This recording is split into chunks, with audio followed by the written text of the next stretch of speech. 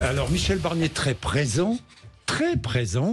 Michel Barnier, qui, effectivement, je me mets à sa place. On lui avait dit que le déficit serait de 4, un peu plus de 4% fin 2000. Ouais, allez, 5. Et il découvre qu'on va être à 6,2 ou 6,3 à la fin de l'année. Mais je me mets à sa place. Alors, déclaration de politique générale à l'Assemblée nationale, émission de télévision hier, Michel Barnier, découvrant ce cataclysme, annonce ses premières décisions pour essayer de limiter ce déficit budgétaire. Alors, quand on écoute Michel Barnier, oui. On parle d'abord de son style, hein, c'est indispensable, parce qu'au fond, on découvre une personnalité, un personnage que les plus jeunes, je regarde à ma gauche, je regarde pas Jean-Jacques, mais à ma gauche, ne pouvaient pas connaître ou avaient perdu de vue depuis longtemps. Voilà. Alors, il ressemble à un petit côté baladur, il y a du sang-froid, il y a du flegme, il y a de l'humour quand il faut. Si vous l'écoutez très attentivement, c'est pas la peine d'espérer une punchline. Il n'y en a pas. Ses communicants sont tranquilles sur le sujet. Oui. Pour lui, punchline égale esbrouf. Il condamne. Il est plutôt, vous l'avez dit, un adepte d'une méthode qu'il martèle. Hein. C'est le dialogue, le respect, l'écoute. Il est aussi un adepte de la vérité, vous l'avez dit. Il veut dire la vérité aux Français parce qu'il a rappelé hier soir, il préfère être impopulaire qu'irresponsable. Et moi, j'ai l'impression que cette vérité, eh bien, il la découvre pas tout à fait comme nous, mais en tout cas, il nous la délivre morceau par morceau. Et elle est effectivement de plus en plus difficile à entendre. Bien sûr, vous parlez encore une fois de ce déficit qui pourrait atteindre 7% en 2025 si rien n'était fait.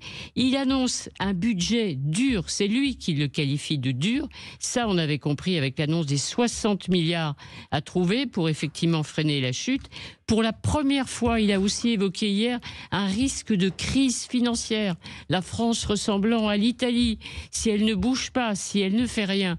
Alors dans ces conditions, les plus riches, espèrent-ils, n'ont pas d'autre chose à faire que d'accepter effectivement la surtaxe, comme pour les entreprises aussi qui gagnent le plus. Oui, 300 entreprises à Voilà, 300 entreprises sur taxe qui existe depuis Fillon-Sarkozy. Hein. Oui, ça c'est Nicolas Sarkozy et François Fillon qui a mis en place cette surtaxe. Elle n'a jamais été supprimée comme toutes les taxes même famille politique que Michel Barnier d'ailleurs, c'est étonnant. Oui, absolument. Donc ça veut dire que la droite a déjà augmenté quand il le fallait les impôts.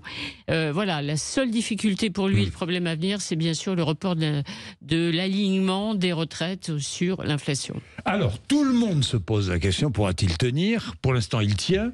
La gauche devrait déposer aujourd'hui une motion de censure contre le gouvernement.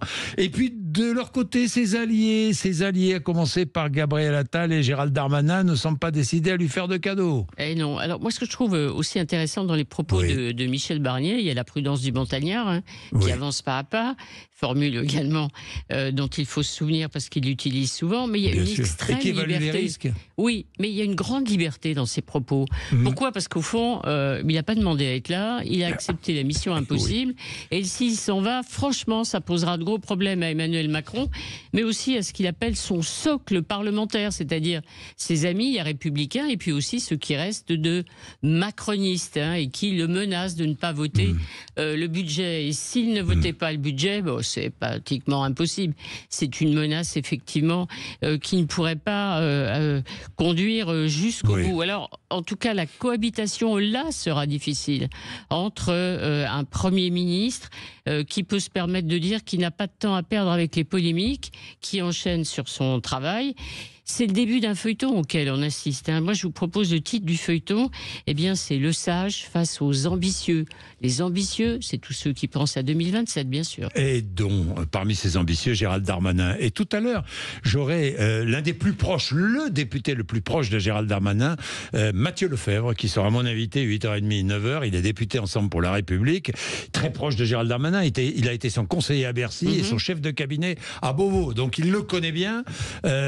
Vous allez voir, je vais lui poser toutes ces questions. Posture de Gérald Darmanin, il n'ira pas au bout, Gérald Darmanin ne votera jamais de censure, évidemment. Non. Tout ça, c'est de la posture pour 2027. J'en parlerai tout à l'heure. Merci Arlette. On vous retrouve avec Guy Carlier dans quelques minutes, 7h51.